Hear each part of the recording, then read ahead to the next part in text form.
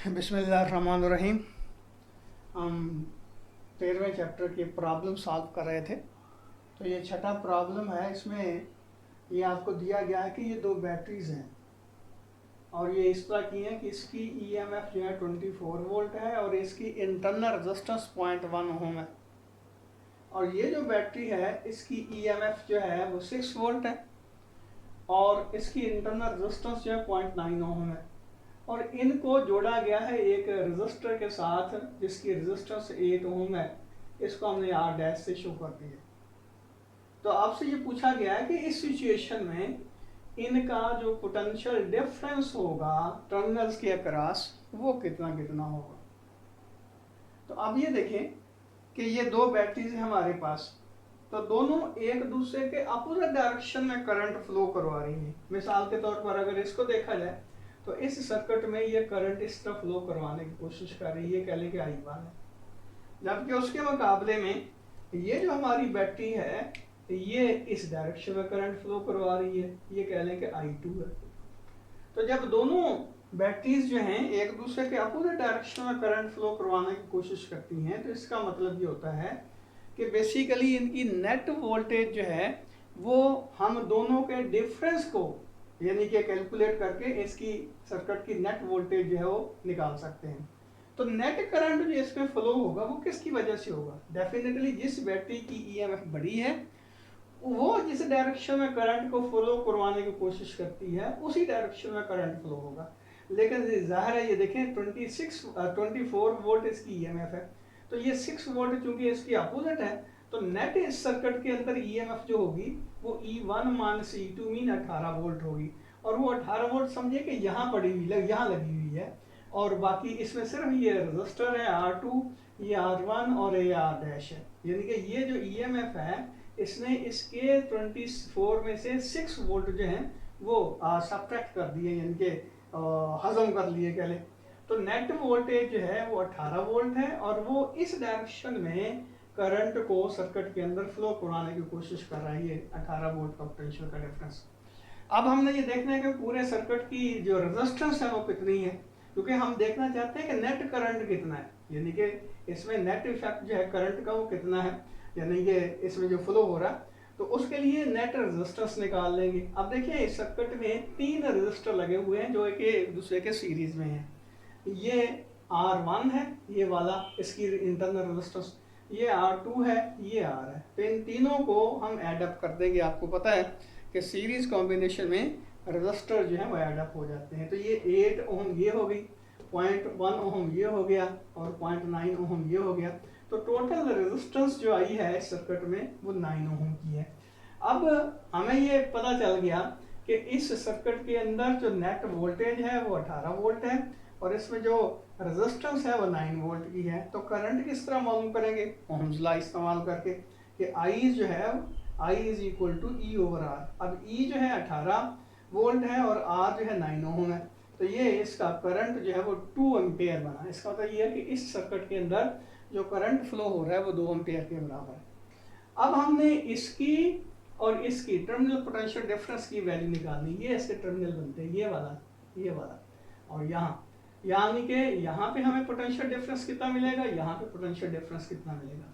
तो उसके लिए हमें पता है कि V जो होता है टर्मिनल पोटेंशियल डिफरेंस जो होता है वो एप्सिलॉन या EMF माइनस I और R के प्रोडक्ट के बराबर होता है। तो हम इसका टर्मिनल पोटेंशियल डिफरेंस मालूम करना चाहते हैं। यहाँ से लेकर यहाँ तक का पोटेंशियल डिफरेंस उसको हमने V1 से शो किया, तो वो किसके इक्वल होगा? E1 minus I into R1। ये फार्मूला इस्तेमाल करें। तो E1 जो है 24 वोल्ट था और I जो है 2 एम्पेयर है, R1 जो है 0.1 ओम की है। तो इसको सॉल्व करें तो ये हमारे पास बनता है 23.8 वोल्ट। अब अगली बात ये है, ये होगा यहाँ से लेकर यहाँ तक पोटेंशियल का डिफरेंस, ये V1 होगा और ये जो पोटेंशियल का डिफरेंस V2 है ये कितना बनेगा। अब यहाँ देखें कि फार्मूला वही है हमारे पास, V2 is equal to 6 minus. अब -2 क्यों आया? देखें ये जो बैटरी है ये इस डायरेक्शन में करंट को फ्लो करवाने की कोशिश करती थी जिस तरह हमने I2 के को इस्तेमाल किया है, लेकिन एक्चुअल करंट जो फ्लो हो रहा है वो इस बैटरी की जैसे यानी कि ये जो बैटरी है या ये सेल जो है जिस डायरेक्शन में करंट को फ्लो कराने की कोशिश करता है, तो एक्चुअल करंट इस डायरेक्शन में फ्लो हो रहा है। इसका मतलब यह है कि इसके करंट का अपोजिट करंट फ्लो हो रहा है। तो इसलिए यहाँ -2 हमने लिखा है, यानी कि जो ये बैटरी करंट फ्लो करवाने की कोशिश कर रही थी, एक्चुअल करंट इसके अपोजिट डायरेक्शन में फ्लो हो रहा है। तो इसका मतलब ये -I हो गया, -2 एम्पेयर आ गया। तो इसलिए ये याद रखें, ये नेगेटिव साइन आता है।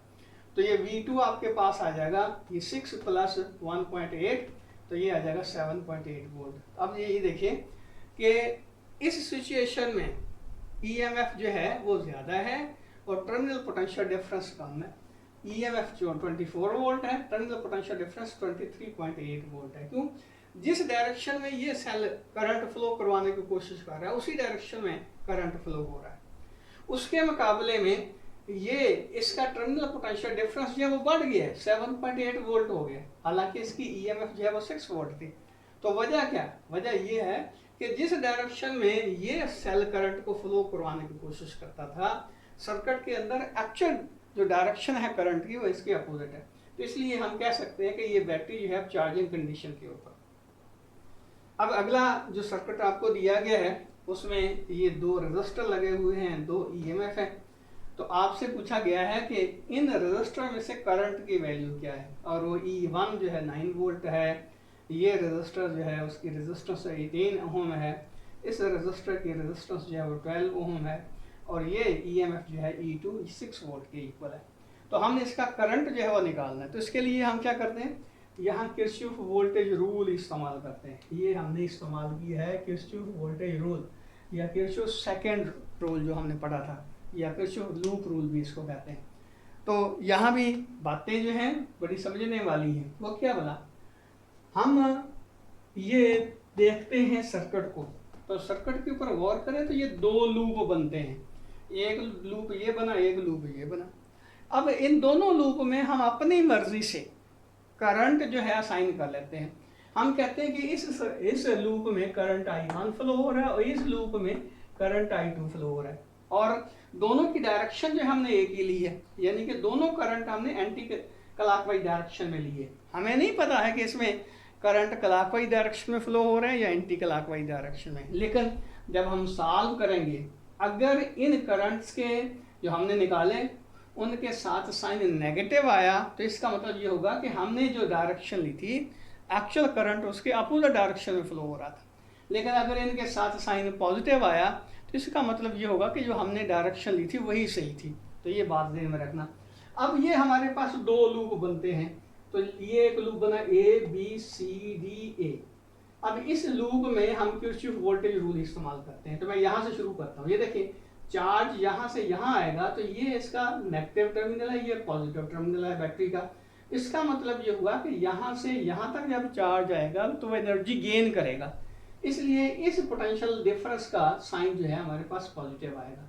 अब यहाँ देखें, चार्जेस इस रेजिस्टेंस में से फ्लो करेंगे, तो जाहिर है ये करंट जो है वो पॉजिटिव है, लेकिन इसका डायरेक्शन उसके अपोजिट है। इसका मतलब ये है कि ये इसमें नेट करंट जो फ्लो हो रहा है वो I1 - I2 है। I1 - I2 ये नेट करंट है, और इसको रेजिस्टेंस से हमने मल्टीप्लाई किया, 18 के साथ मल्टीप्लाई किया।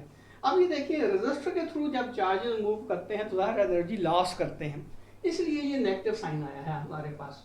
अब यहाँ से हम I1 - I2 की वैल्यू निकाल लें तो ये क्या बनेगा, ये ज़ाहिर है दूसरी तरफ जाके पॉजिटिव हो जाएगा, और 9 को जब 18 से डिवाइड करेंगे तो ये 0.5 एम्पेयर का करंट फ्लो होगा।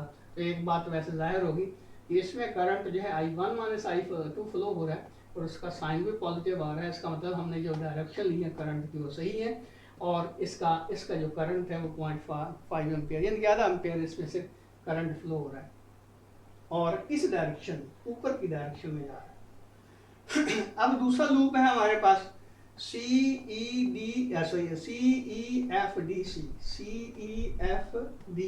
ये लूप। अब इस लूप में देखें, हम यहाँ से शुरू करते हैं। यहाँ से अगर चार्ज यहाँ जाता है तो लोअर पोटेंशियल से हायर पोटेंशियल की तरफ जाएगा। इसका मतलब ये हुआ कि लोअर एनर्जी इनकी एनर्जी गेन करेगा। तो इसका क्या मतलब होगा कि इसका साइन पोटेंशियल का हम पॉजिटिव लेंगे।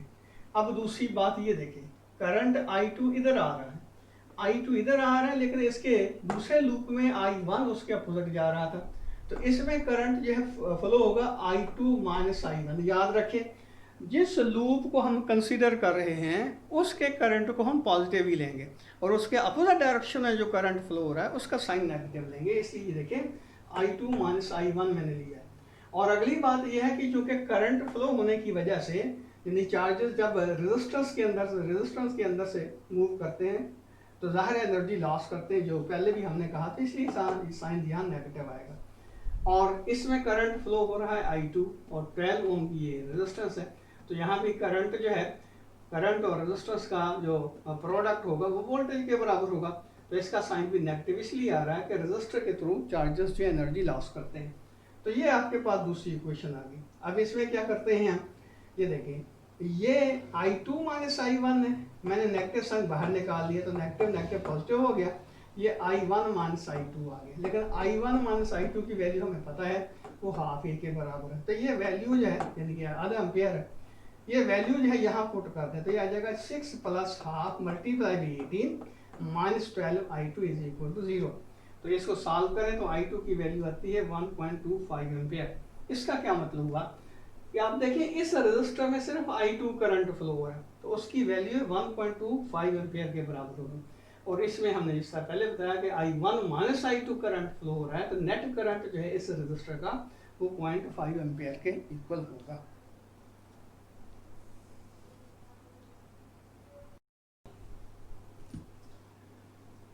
ये अगला प्रॉब्लम था, इसमें ये सर्किट दिया हुआ है और आपसे ये पूछा गया है कि नंबर 1, हर रजिस्टर में से करंट कितना फ्लो होता है और हर रजिस्टर के थ्रू जो पावर डेसिपेट हो रही है वो कितनी है।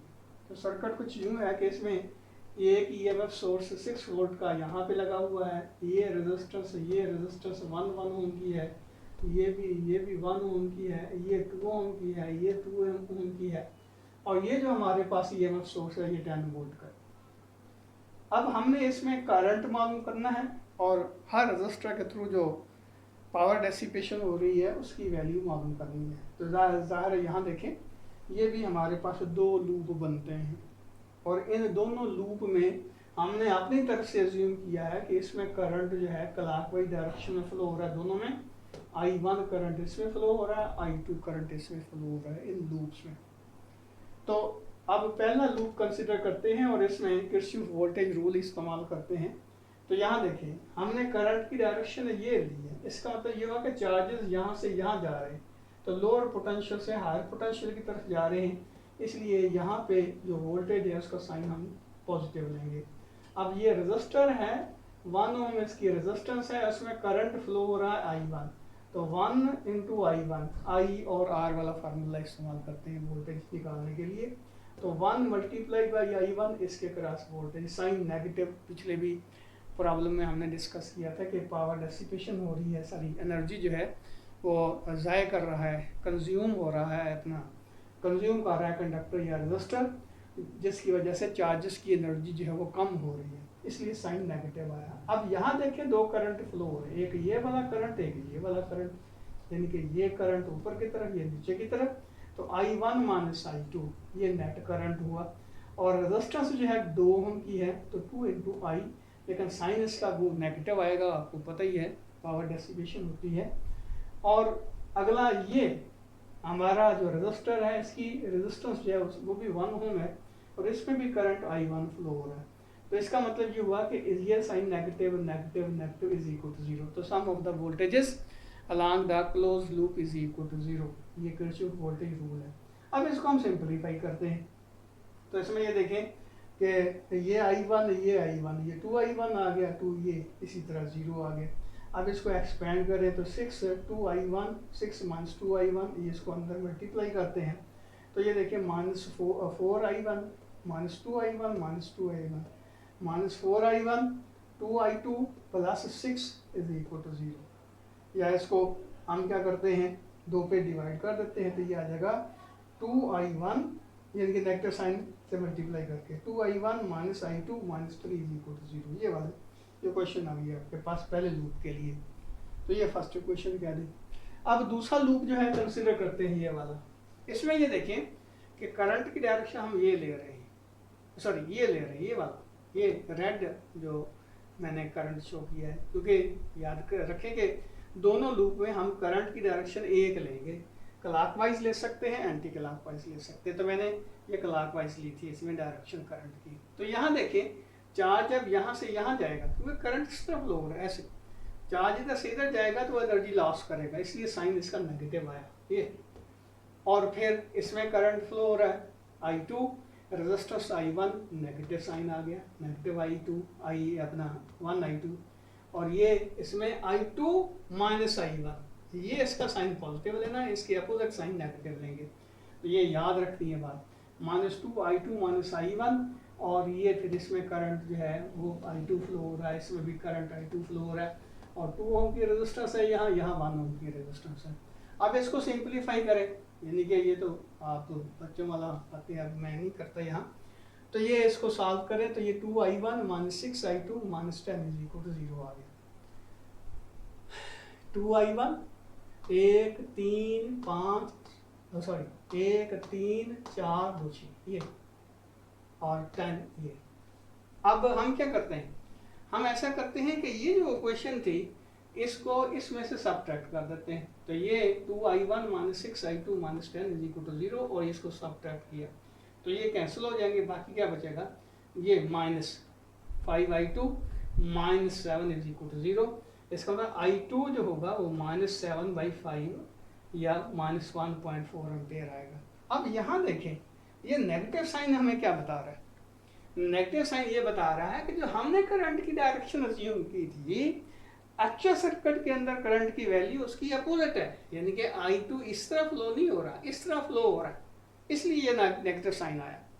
अब अगली बात देखें कि अब ये I2 की वैल्यू जो है ये इस इक्वेशन में, यानी कि ये पहली इक्वेशन में हम पुट करते हैं, तो ये 2I1 माइनस -1.4 -3 और 0 आ गया।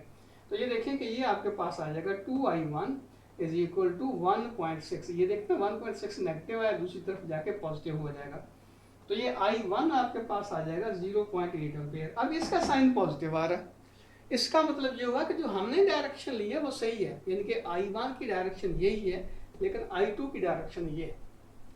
अब हमने ये देखना है कि इसमें, बल्कि अभी ये भी निकाल लें, चलो ये पहले जिस तरह मैंने लिखा है उसी तरह कर लेते हैं। ये नेगेटिव साइन मैंने कहा कि शो करता है कि हमारा जो I2 है वो एंटी क्लॉकवाइज डायरेक्शन में है। अब ये देखिए, इसमें और इसमें करंट I1 फ्लो हो रहा है, इसका मतलब R1 और R2 में करंट कितना हुआ, I1 मीन 0.8 एम्पेयर।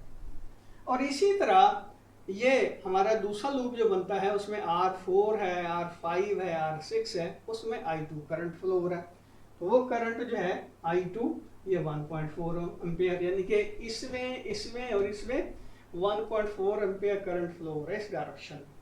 और अगली बात ये है कि इसमें कितना करंट फ्लो होगा, ये बड़ी इंपॉर्टेंट बात है।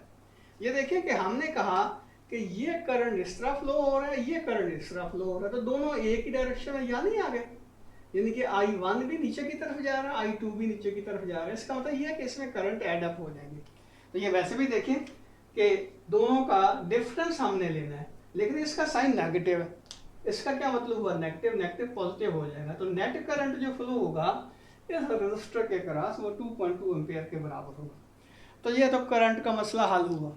अगली बात उसने पूछी है कि हर रजिस्टर के थ्रू पावर डेसिपेट कितनी होगी, तो पावर डेसिपेशन थ्रू रजिस्टर हमने निकाला था कि वो होता है I²R के इक्वल। अब यहाँ देखें R1 और R2 रेजिस्टेंस भी बराबर है, इसमें करंट भी एक जैसा है, तो I²R, I इसमें है 0.8, तो 0.8 का स्क्वायर मल्टीप्लाई बाय 1, तो ये 0.64 वाट। इसका मतलब ये हुआ कि यहाँ भी 0.64 वाट और यहाँ भी 0.644 वाट जो है वो डेसिपेशन हो रही है पावर की। अब अगली बात ये देखें कि R4 और R5, ये R4 और R5 इन दोनों रजिस्टर की रेजिस्टेंस 1 ओम की है, और इसमें करंट जो है 1.4 एम्पेयर का फ्लो हो रहा है, तो इन दोनों की जो पावर डेसिपेशन होगी वो 1.4 यानी कि I² मल्टीप्लाई बाय 1.96 वाट होगी। तो इसमें और इसमें 1.96 वाट जो है पावर डेसिपेशन हो रही है। अब रही बात कि इसमें कितनी पावर डेसिपेशन होती है, या 3 है। तो इसमें करंट फ्लो हो रहा है 2.2 एम्पेयर का, और इसकी रेजिस्टेंस जो है 2 ओम की है। तो ये 2.2 का स्केयर ले लें, उसको 2 से मल्टीप्लाई करें, तो ये बनता है हमारे पास 9.68 वाट। तो इसका मतलब ये हुआ कि इसमें जो पावर डेसिपेशन हो रही है 9.68 वाट की हो रही है। अब ये रेजिस्टेंस लगी R6, इसमें करंट है 1.4 और इसकी रेजिस्टेंस है 2 ओम की, तो वो 1.4 का स्केयर मल्टीप्लाई बाय 2, तो ये आ जाएगा 3.92 वाट के इक्वल इसमें पावर डेसिपेशन। तो बेटे याद रखें, न्यूमेरिकल्स को रट्टा ना लगाएं। न्यूमेरिकल्स के अंदर जो आपने टेक्निक इस्तेमाल करनी है उनको आप तैयार करें। तो किसी भी किस्म का कॉम्प्लेक्स किस्म का नेटवर्क आपके पास आ जाए तो आपको किसी किस्म की परेशानी नहीं होगी।